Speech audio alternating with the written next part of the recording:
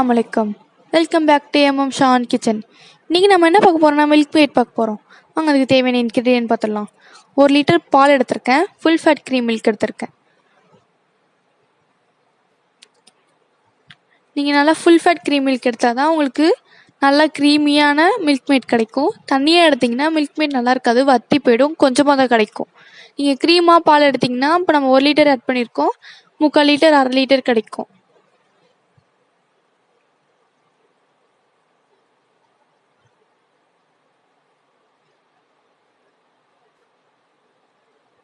நல்லா மிக்ஸ் பண்ணி விட்டுக்கிட்டே இருக்கணும், அப்போ தான் கீழே அடி பிடிக்காது.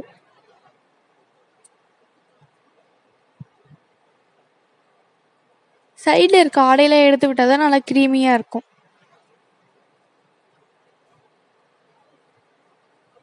300 கிராம் சர்க்கரை எடுத்திருக்கேன், ஆட் பண்ணிக்கலாம். 1 லிட்டர் பாலுக்கு 300 கிராம் சர்க்கரை கரெக்டாக இருக்கும். நல்லா மிக்ஸ் பண்ணி விட்டுக்கிட்டே இருங்க, சர்க்கரை கீழே போய் அடி பிடிச்சிரும்.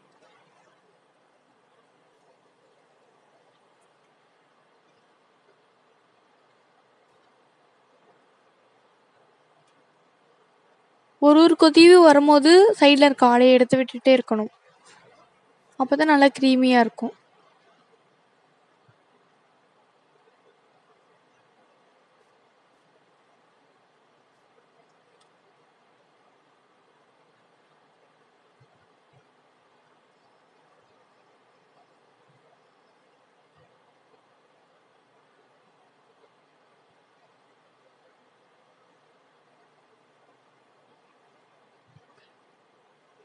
நல்லா மிக்ஸ் பண்ணி விட்டுக்கிட்டே இருக்கணும்.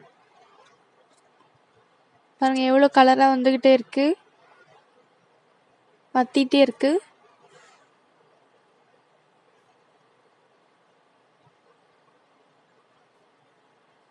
இப்போ தான் ஸ்டார்ட் ஆகுது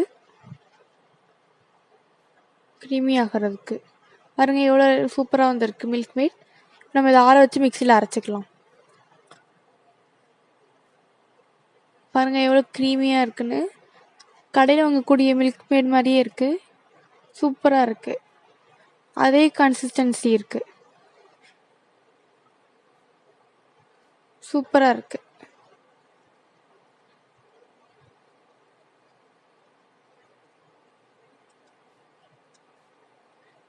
சூப்பராக இருக்குது பாருங்கள்.